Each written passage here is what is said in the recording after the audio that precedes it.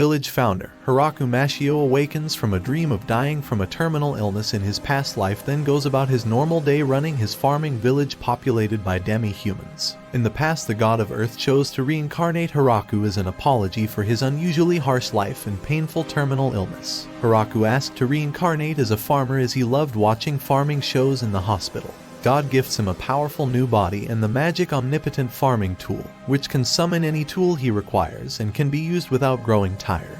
Awakening in a forest far from civilization, Hiraku selects the largest tree as the site for his farm, and with the tool is able to construct a well, build a camp, and dig his first field.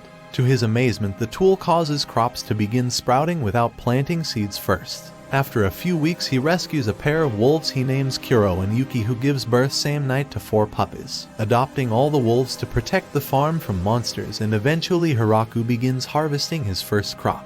Elsewhere, a young traveling woman hears tales of the monster-filled Death Forest and decides to investigate. God realizes he messed up by reincarnating Hiraku in the Forest of Death, but decides to wait until a monster eats him, then reincarnate him again. Hiraku discovers he can dictate which seeds the tool sows with his mind and expands his fields. With winter approaching, the wolves fetch a friendly giant spider who weaves warm clothing in exchange for living in Hiraku's tree. Hiraku names the spider Zabuton. Throughout the winter, Hiraku struggles with loneliness, especially when the wolf puppies mature and find mates.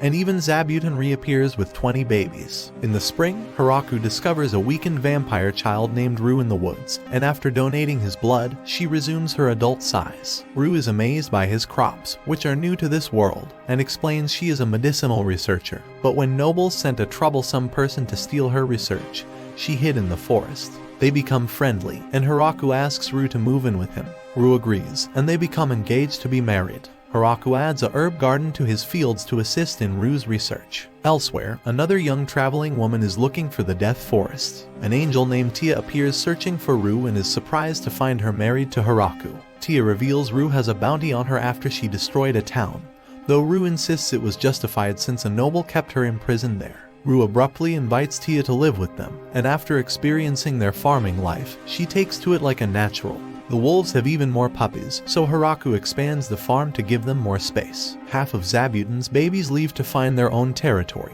but the others live on Hiraku's fruit trees. Needing workers, Tia invites 7 girls to the farm, members of an almost extinct high elf clan who need a permanent home to rebuild their population. Due to their long lifespans, the elves have multiple skills, including construction, blacksmithing, and baking. Hiraku worries the demon lord who controls the forest will accuse him of stealing the land, but Rue assures him the demon lord won't care. Hiraku decides to improve the waterways around the farm. Zabuton captures a monster queen bee and gives it to Hiraku, who constructs a shed for her to build a hive and produce honey. Hiraku and the elves construct a canal and reservoir for access to water and fishing. With an abundance of water, Hiraku constructs his first rice field and uses the first harvest to make onigiri with fish. Next, they construct a bathhouse, including a second reservoir which they filled with slimes to purify water from the baths before returning it to the river.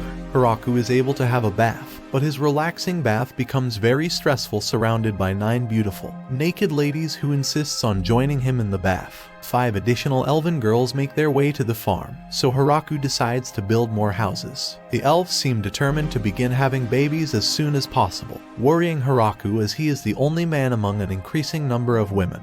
Kuro the wolf narrates he is grateful to Hiraku for giving him and his family a permanent home. He is certain Hiraku, who easily survives in Death Forest and attracts so many potential wives, must be more than an average human. At everyone else's insistence, Hiraku's house is rebuilt even larger with single bedrooms for himself, Rue and Tia, and a communal dining room for everyone to share. Hiraku wisely ignores the secret double bed hidden behind a locked door. Hiraku harvests his first crop of spices, allowing him to make curry with naan bread. Rue and Tia become obsessed with turning cilantro into protective charms against Hiraku's wolves who dislike the strong smell, as they still remember the wolves beating them up the first times they came to the farm. Winter approaches, so everyone begins stockpiling supplies, particularly firewood and preserved food. Hiraku fears he isn't contributing enough as he is the only one unable to use magic, but Lee assures him no one else has managed to live and thrive in Death Forest before. Winter arrives, so with everyone confined indoors, Hiraku introduces board games, allowing Rue and Tia to maintain their rivalry without damaging anything. Hiraku is surprised the wolves can also play, with Kuro easily defeating Ru at chess and Hiraku at mahjong. Spring eventually arrives, but before they can plant new crops, Zabuton sounds the alarm as a giant wyvern approaches the farm. Hiraku's farming tool spontaneously transforms into a magical spear, and he kills the wyvern. The slaying of a legendary wyvern terrifies the Demon Lord's generals, and Drime the Dragon King, who all wonder who exactly is living in Death Forests. Hiraku grows grapes to make wine. God is punished by his daughter, the goddess of agriculture, who reveals the farming tool he gave Hiraku is actually a replica of Grime the God's spear, and Hiraku has only survived using it because God coincidentally granted him a supernaturally healthy body. Zabuton and the wolves catch another vampire who turns out to be Ru's sister Flora. As another researcher, Flora is fascinated by Hiraku's description of fermenting microorganisms which make wine, miso, and tofu, so she moves onto the farm, bringing cows and 24 ogre maids with her. Feeling outnumbered, Tia invites 3 more angels and a tribe of lizardmen who provide chickens. Another 30 elves arrive, all with plans to have babies. Hiraku really starts to worry about the absence of other men. As the farm expands to fit everyone, Hiraku renames it the Great Tree Village and throws a feast to celebrate the occasion, where everyone unanimously declares Hiraku as the village mayor. Demon General Beazle meets with Hiraku, who offers the Demon Lord 10% of his harvest as a yearly tax. Beazle accepts, but later reveals to Generals Gratz and Randon he only accepted 10% for fear of what is protecting Hiraku's village. Vampire Princess Ru, Angel of Annihilation Tia, an army of elves, angels and lizardmen, a pack of inferno wolves and a greater demon spider. Dragon King Drime also visits the village. Hiraku realizes as mayor the need to cultivate diplomatic relationships, so they build an embassy to house overnight visitors. Hiraku also wisely educates the villagers on the difference between guests and unwelcome intruders. Their next visitors are beastmen from Howling Village, miners and hunters whose leader Garf negotiates a trade agreement: silver, iron, and glass in exchange for food crops. In exchange for wine, Drime agrees to ferry trade goods between the Great Tree Village and Howling Village. Eventually, 20 beastmen ask to move into Great Tree Village, all young women.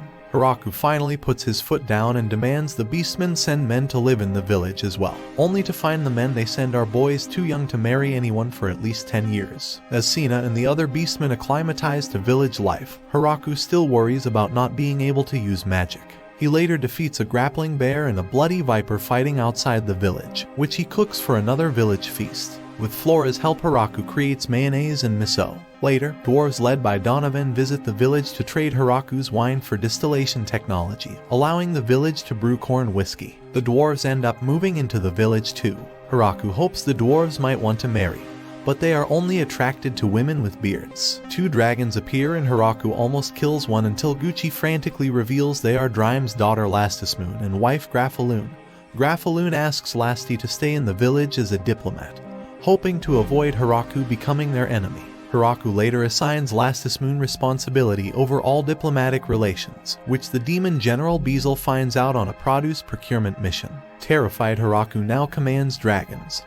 He sends his own daughter Florum to live in the village as a spy. Florum is shocked to observe the village's army is powerful enough to threaten the demon army, and is even more shocked to learn from Lastismoon their commander Hiraku is a human strong enough he almost killed Graphaloon. Florum decides to stay in the village longer than planned despite being constantly nervous around Hiraku.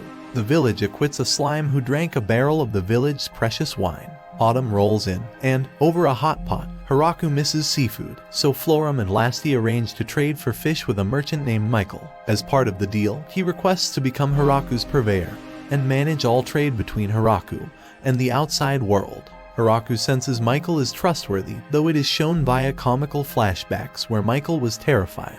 Another dragon challenges Hiraku to a fight. After capturing her, Hiraku discovers she is Hakurin, Drime's immature older sister. Drime explains Hakurin believed Lasti had married Hiraku and, being single herself, was jealous. Unamused, Hiraku forces Hakurin to repair the damage. Hakurin discovers board games and Hiraku is unwillingly drawn into strip mahjong that ends with the ladies seeing Hiraku lose and get naked. Beazle learns of Hakurin's presence in the village, causing his co-worker General Randon to forward his resignation letter in fear. Demon Lord Galgardo is more concerned his daughter Yuri is going through teenage rebellion. Hakurin tries to move into the village as an unemployed layabout, but after Hiraku punishes her enough times, She becomes the village schoolteacher. Hiraku discovers some inferno puppies raided a dungeon home of Lamia ladies. After apologizing to them, the Lamias begin trading dungeon treasure for crops. It eventually form a delivery service for all the trading villages. Meanwhile, Yuri is convinced Florum is Hiraku's prisoner